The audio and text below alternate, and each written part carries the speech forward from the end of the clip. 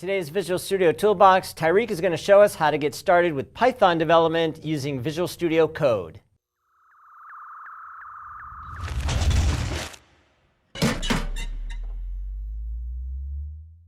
Hi, welcome to Visual Studio Toolbox. I'm your host, Robert Green, and joining me today is Tyreke White. Hey, Tyreke. Hi, Robert. Thanks for having me. Thanks for being on the show. Yeah, I'm Tyreke White, everyone, and I'm a program manager for Python developer tools here at Microsoft.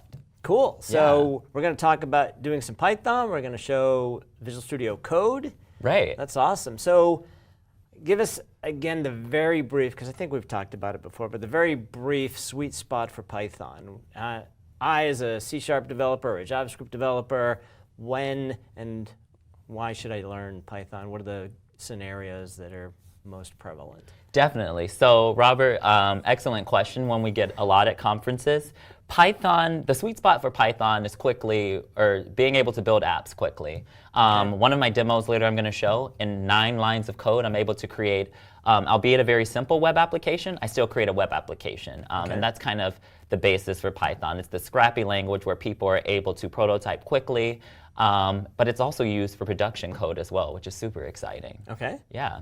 Cool. Yeah, awesome. And so today specifically, we're going to talk about Python and VS Code.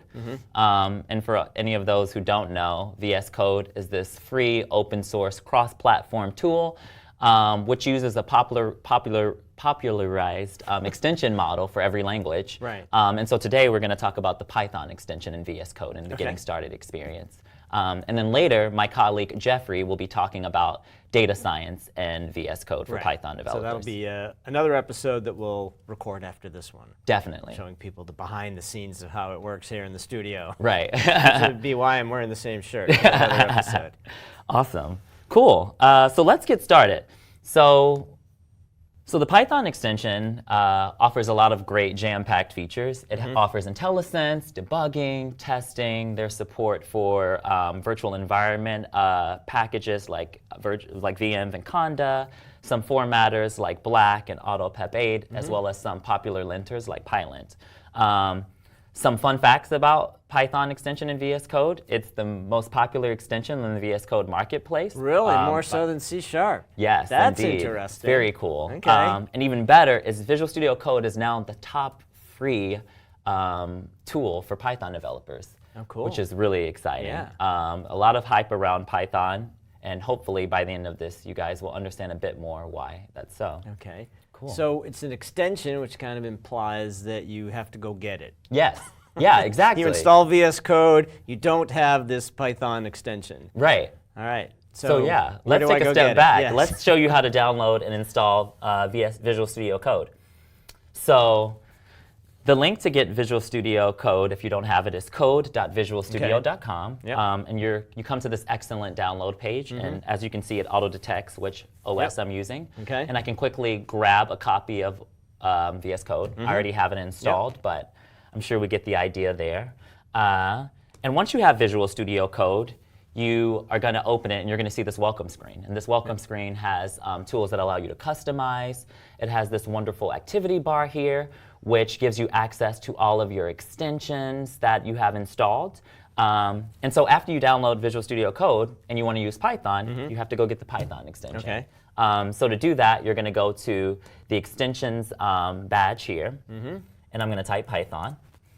And because it's the most popular, it's going to come up right at the top, and you're going to see the Python extension for Microsoft. Not the Python for VS Code or the Python extension or... Nope, you want the one that has the green star here. Okay. Good question. Microsoft. The one that you worked on. The one that I worked on. Not that there's anything wrong with those other ones, but this is the one you worked on. Definitely, definitely. Okay. And so, as you can see, I've already installed this, so it says Sure. uninstall, which I'm not going to do, but there'll be an install badge that Okay. you click on.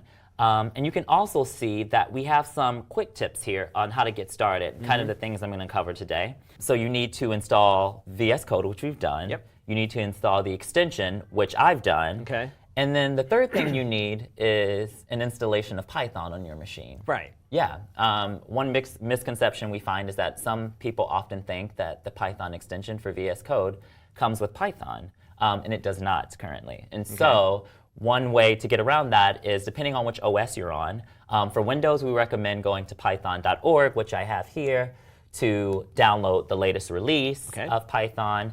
On Mac, a brew install works fine. And for Linux, typically the bundled version of Python that comes with the Linux works well to get all of these features of the Python extension. Got it. Sounds good. All right. Awesome. So now we got code, we got the extension, we got Python. We do. I have Python on my machine. All right. Perfect. Okay, and so let's get started. Let's get people accustomed to the UI here because it is a bit different to get onboarded. Okay. And so now that I have the extension, as you can see, I have the file explorer here. And when I open a folder, I'm going to be able to see the tree view of that folder, see all the dependencies and all the files within there. I have a debugger icon, which we'll talk about later. And I have a lot of other things. VS Code comes in box with source control. And so I can use my favorite repos, connect to those, and do all of that stuff I know and love. And we also have the toolbar down here, which allows you to see, I'm signed into Azure currently. I have the live share extension installed. I have my toolbar up here, all that good stuff. Okay. And so what I now want to do is create a folder, and let's get started playing around with some code. Yeah. How does that sound? Sounds great. And another cool thing is, by default, when you install code on VS Code on Windows, it adds VS Code to the path. And I'll show you exactly what that means. So what I want to do is I want to navigate to my command prompt, and I'm going to find my demos folder that I have here. And I'm going to create a new folder for us. I'm going to call it VS Toolbox. And I'm going to navigate to that folder. And now what's really cool is because I have VS Code on the path on my Windows machine, all I have to do is type code dot into the command prompt, and it will open up an instance of VS Code inside of that folder. Okay. And you can see that from my file explorer here. So you can open the folder from code, you can go to the folder and launch code from that location. Exactly. You can do either way. Okay. On Linux and Mac, you have to run a command to get VS Code on path, but it's super handy when if you're command line focused or command line driven. And so now what I'm going to do actually is create a new file. And so this is the important part of activating the Python extension. In order for the extension to activate, which you're seeing down there, activating extension, you need to select a Python folder, or sorry, excuse me, a Python file. Okay. .py is the file type, and as you can see, I am immediately, to verify that that extension is activated, I actually have Python down here in my toolbar. And if I click on this, it gives me the list of all the different interpreters I have installed on my machine for Python. So you can see. Those all came when you installed Python. Well, I've installed multiple different versions right. for different reasons, for testing, for playing around. Okay. But these are all the interpreter versions I have. And the extension, can pick up most of those if they are in the standard places, which they typically are when you install Python. So pretty cool stuff there. Cool. So we created our file. And so now what I want to do is I want to talk about the command palette. And so that's going to be super helpful for us because for developers who are a bit more command line driven, you kind of want to have that terminal experience inside the editor. So in order to get to what I call the command palette, you're going to do, on a Windows machine, Control-Shift-P. To bring up the command palette. And again, the command palette has all of the commands you could ever want and love for Python, and all those commands for Python are denoted by Python : and then you can scroll down the entire list to get anything that you want. I am after create terminal because I want to pull up a terminal for some command line driven stuff that I'm going to talk about now. Okay. Cool. So what's really cool here is that, again, I can start editing. We can start writing some code. So if I write print, you can see that immediately I'm starting to get what we call IntelliSense, as well as some documentation. So let's say I wasn't familiar with the print statement. I can scroll over to this documentation tooltip here, and I can see exactly what parameters it takes. And for this, I just want to print hello world. Okay. And Cool. And to run this, this is actually something we've recently added a couple of releases ago, is the green run button. So I can actually just run my code with this button, and it prints out in the terminal, All right. hello world. Cool. Our classic example for coding, hello world. All right. Perfect. And that's cool. Now, the next thing I want to talk about, which is really important for Python development, is the concept of a virtual environment. Are you familiar with virtual environments, Robert? Not that much, no. Okay, so I'll explain briefly what those are. So in Python, you can have application A and B, let's say. I'm a developer, I'm working on 2 different applications. However, each application requires separate versions of packages in order to function correctly. Okay. And if I were to include all of those different package versions in the same single application or same environment, there's a possibility I might have conflicts. Some code may not run, something may get broken. And so typically what we recommend for Python developers is to create a virtual environment, which I'm going to show you how to do now. Cool. So back to my command line here. So I'm in my VS Toolbox folder. I have my hello.py file, print hello world, we're all good. So there are different commands depending on the OS you're using. I'm actually going to show you the Windows command, and then we can look at the Linux Mac command. But in order to create a virtual environment from the command line, what I want to do is I want to type py, short for Python, -3 for the version of Python I'm going to use, -m, which is saying, okay, I'm going to pass a module that I want you to use. And this module is called VM, short for virtual environment, which makes sense, VM. And I'm actually going to call our virtual environment, give me any name you want. What's your favorite folder name? My favorite folder name? Pictures. Pictures, cool. What's really cool is you notice this pop-up that comes. It says, we noticed a new virtual environment has been created. Do you want to select it for the workspace folder? Okay. What's really cool about that is if I select yes, and navigate to my .vs code folder here, you'll see that we include this line with a path to that picture's virtual environment. Okay. So the next time I open this folder, I'll already be inside of this virtual environment, which you can see is being denoted here, pictures virtual environment. And so I can get more productive more quickly the next time. And that's not an actual folder on the hard drive, right?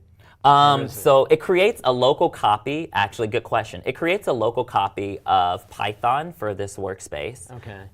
And you can see the list of scripts that this includes, as well as all of the libraries that you may have in that virtual environment. But again, it's just local to this workspace, so that way your application can get all of the stuff inside of that virtual environment. So I actually... And that sticks around if I exit code, come back in, I can have access to that environment, or do I have to recreate it? Exactly, you'll have access to that environment. Okay. So what I'm actually going to do now is, hello world is exciting, but I actually want to show you a web app that I have with the virtual environment already created. Okay, cool. So let's actually answer your question right now. So in order to close this, I'm going to go to File, Close Folder. And there are a couple of ways I can open a new folder. I can go to File, Open Folder here, and navigate on my File Explorer. There's the Start menu, which allows me to open folder. But actually, the demo I want is Sentiment API, and it's under my recents, so why not just click it there? Okay.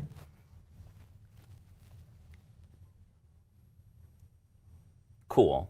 And so a couple of things to immediately notice about this application is it's a simple web application using the popular Python package Flask, which is a way to just create simple web applications. And to answer your question, Robert, I have a virtual environment here called VS Toolbox. And again, I pre-created this, so it's saved when I opened it back up. What's even better is that I could actually activate that virtual environment inside the terminal in 2 ways. So if you're command line driven again, the way in which you're going to activate a virtual environment on a Windows machine is you're going to start with the virtual environment name, so VS Toolbox, /, because we're on Windows, scripts, /activate. And you'll see that the virtual environment is activated by this parentheses with the virtual environment name. So then is that information stored like in source control? So if I take this app, put it in GitHub, go home, clone it, and bring it down locally, I have not only the code, but also the environment information? Yeah, absolutely. If you want to share cool. the virtual Okay. environment with developers on your Yep. team or with friends, you definitely can do Okay. that. I also show you, or you can just create a new one. Okay. But I'll show you, we've talked a little bit about that, but I think it'll come full circle in a minute. Right.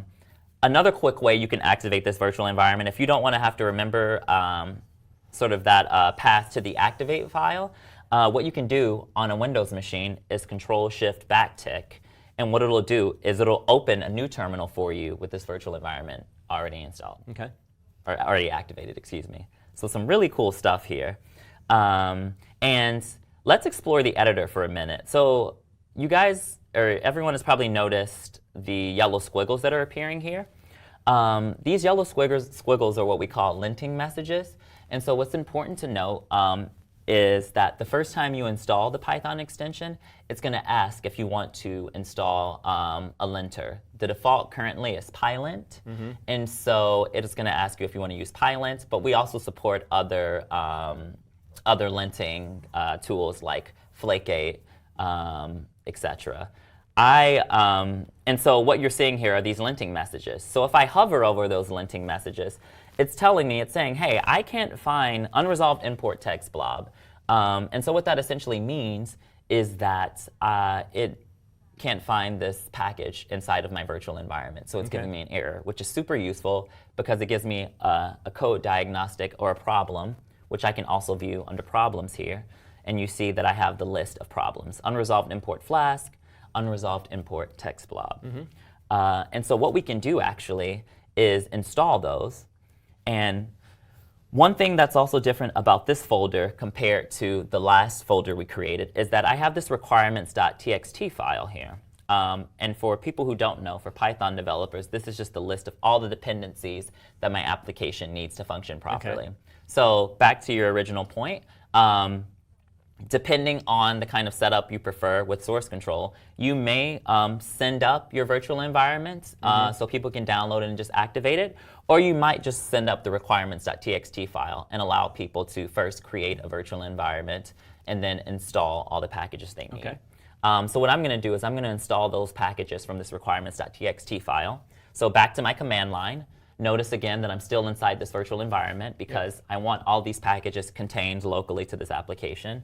So I'm going to go pip install -r and then requirements.txt and hit enter. And what you're going to notice is you're going to notice that it's going to find those packages and install them for me. It's getting the list.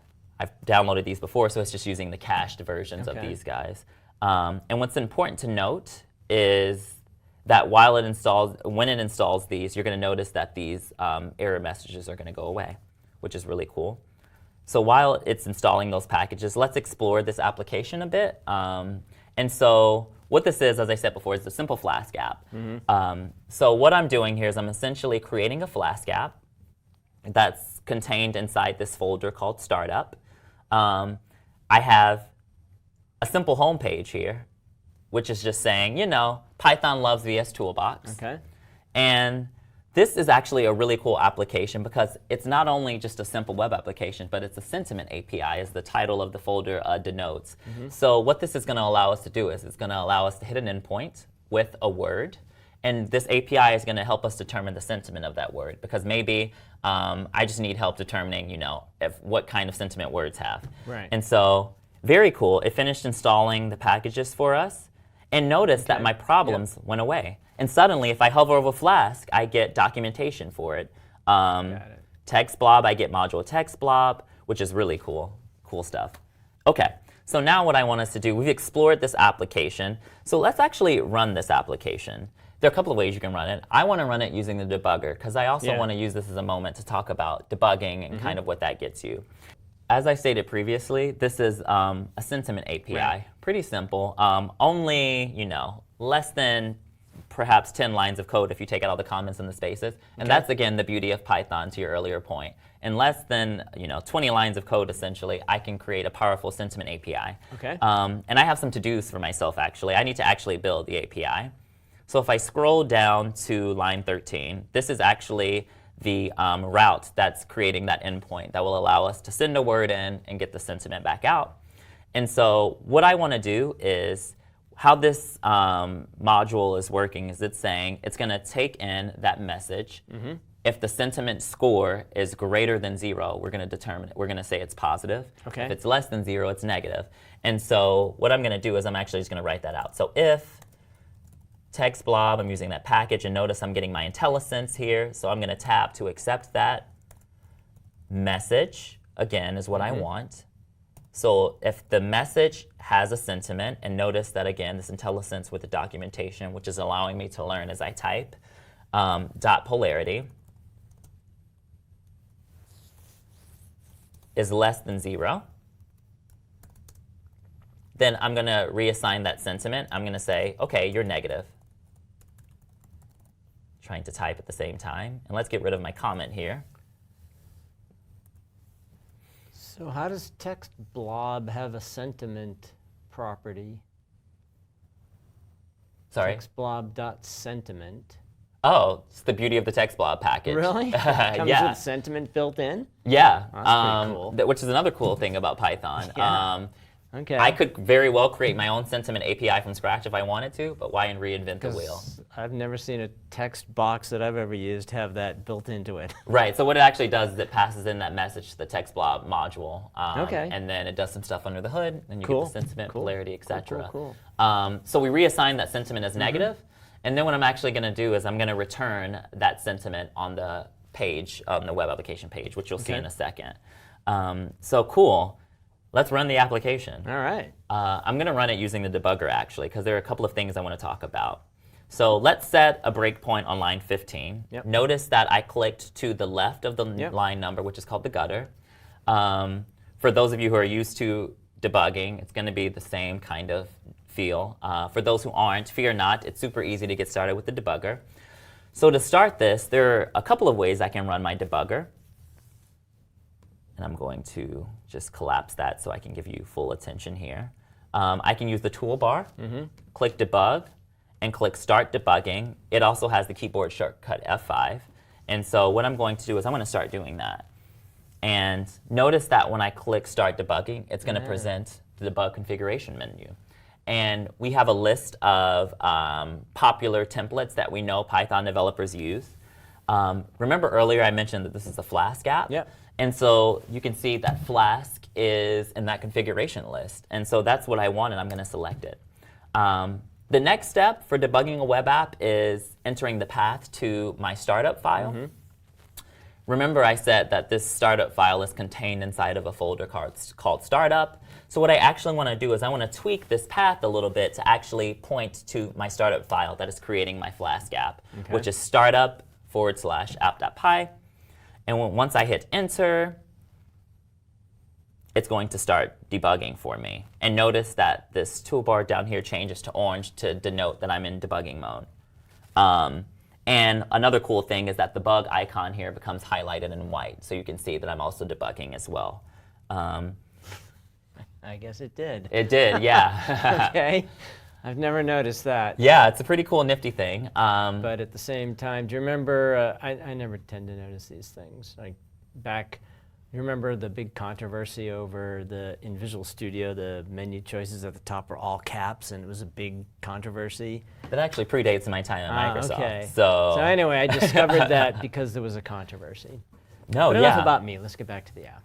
Yeah, so to debug a web app, another thing that people getting started with web apps may not know is that in order to hit that breakpoint that I've set on line 15, I actually need to navigate to the URL that it's giving me here. Okay. So it tells me that it's running on this URL, and what's really cool is that inside VS Code, in order to get to that URL, I can either copy and paste it into my browser of choice, or I can just control-click, which I'm going to do. Oh, look at that. You can see it says VS, Python loves VS Toolbox. And notice that because I set this breakpoint inside of the app.route that defines that message, I actually, in order to hit that breakpoint, I need to send a message to this API. Exactly. So let's do it. Give me, what's the phrase that you love, or maybe want to know the sentiment of? I don't know. Let's say champion. Champion. Let's see what the sentiment of champion is. So notice that I have this wheel spinning here. Because we are in the middle of the World Series, and in either today or tomorrow there will be a champion crowned. So. Oh, wow. Well, let's see what the sentiment is. So you can tell that VS Code, the icon here is blinking orange, which means that it did something magical. And what it's done is it's hit this breakpoint inside of our API. And let's explore the debug menu for a minute. Excuse me. So notice that it got our message, champion. This is our locals variable window. I can also have my watch window. I have my call stack, all of this good stuff. And I can also step through lines. So to step over, I can actually use the debug toolbar there, or I can just F10. So I'm just going to use the GUI there. And you notice that as I step, it said, OK, remember we say that we determine all sentiments to be positive at first, and then we run them through this if statement. So I'm just going to step over again. And in order to continue, I can either hit the arrow here to continue and run it all the way through, or I can just hit F5. So I'm going to hit continue again. And if I navigate back to my API, I see that the word champion is positive. Nice. Yeah, pretty cool. All right, let's do another test. Let's do another test. Yeah, let's test a new message. OK, let's test a new message. This time, I'm going to rerun this, but I'm going to try rerun it a different way. Still using the debugger, but a slightly different way. So this time, to run this application with the breakpoint set on line 15, I'm going to use my debug icon that I mentioned earlier. And here's what's really cool about this is that the debug icon gives me access to the configuration menu that I saw before. So if I click this drop down and select Add Configuration, what it's going to do, and then I have to hit the green play button, start debugging, it's going to send me to that same debug configuration menu. And you may be wondering, oh, Tyreke, why do I have to type this again? And it's because our configuration last time wasn't saved.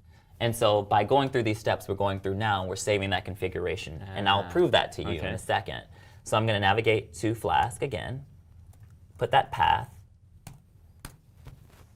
And notice that it creates this file called launch.json.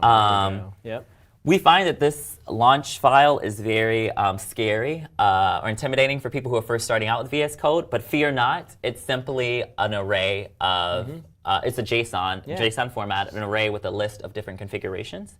But notice that everything's saved. It's saved, nice. Right, and my startup path is saved. I have some different arguments here, which are on by default. And to show you where it gets saved, if you navigate back to your File Explorer by using the Explorer button here, the .vs code folder, if there wasn't one created before, it'll be created for you, and you'll have that launch configuration saved. And this is important because, again, you don't have to go through the startup steps again to save it. So let's go back to my debugger. And you notice, see, it says, this time, instead of add configuration or no configuration like it said before, I get Python Flask. Another important thing to realize about debugging is that notice that I'm currently inside of the launch.json file. If I start the debugger here, it'll actually throw an error because it thinks I'm trying to debug this JSON. So in order to avoid that, I need to go back actually to the file that I'm trying to debug. And so we're going to hit our green play button.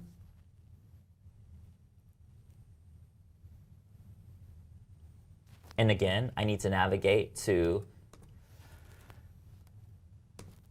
So let's try another word. All right. So this is a test of the sentiment. So I'm from Boston. Okay. And in Boston, when we like something like this, we'd say it's wicked cool. Wicked now, cool. wicked has a sentiment of negative, but cool has a sentiment of positive. So let's see what happens. Let's see how TextBlob handles it. Wicked. So wicked cool. Okay, and notice again, it's flashing orange. It means it hit the breakpoint, and it's verified that it hits the breakpoint by the yellow line here. And what's also really cool is that all of the information you're getting in the variables window here, you can actually hover over variables here. And you get the tooltips, which it's not playing nice with me. There we go. It was shy at first, but here we go. You can see all the different properties. And again, to continue, I'm going to press F5. and I'm going to navigate back to this. Excellent. And it says wicked cool All is right. positive, Yay. which is pretty cool. Very good. Yeah, it's very awesome. And again, to recap that, if you start debugging from the toolbar here, you don't get that configuration saved. Right. And so, actually to get that saved, to make you more productive the next time, you want to use the debug icon and then add a configuration. Cool. Which is really, really cool stuff. So let's recap a little bit of what we talked about, because I know that we've covered a lot. So using virtual environments, which we talked about to help you manage packages for different applications. So creating new environments, depending on if you're a Mac or Linux user or a Windows user, the commands are there. Okay. You can then, the command I used that I didn't really touch on at the time, but now I'm going to, is the pip install -r requirements.txt. That's if your file or if your project has one of those. You can create a virtual environment first, and then you can install the requirements that are there. You can also install individual module names if you want to. Getting started with debugging, of course there are multiple ways you can do this, but the way that I recommend and the way that I like to do it is actually using the debug icon, which takes me to the debug configuration menu. I can click that drop down, hit add configuration. I can choose my configuration of what I want to debug. About the second time you have to retype all of that because you didn't save it, you're going to hit straight to here. Right, exactly, exactly. Yes. Put the paths to that web application, and that launch.json gets created. And then remember, you don't want to debug the launch.json file. You actually want to go back to the Python file that you're interested in, and then hit the green run button. Okay. Pretty cool stuff. And that's about all I have for you guys today, just talking about that getting started experience. Cool. So for more information, people can go to aka.ms/vst/Python VS Code. Yeah. There's a getting started tutorial there. It's more information on Python within Visual Studio Code. Where it's a good place for people to go to learn Python in general? There's a lot of documentation online. Our getting started, I think, tutorial will teach you links out to other things, other material that is useful. But yeah, for example, if you want to learn about Flask, the Flask documentation that they have is excellent. Okay. If you ever have any questions about getting started, though, and you want to interact directly with the team, our Twitter handle, is @PythonVSCode. Okay. All one word. And we are always interacting with users, trying to understand what experiences work best and which don't.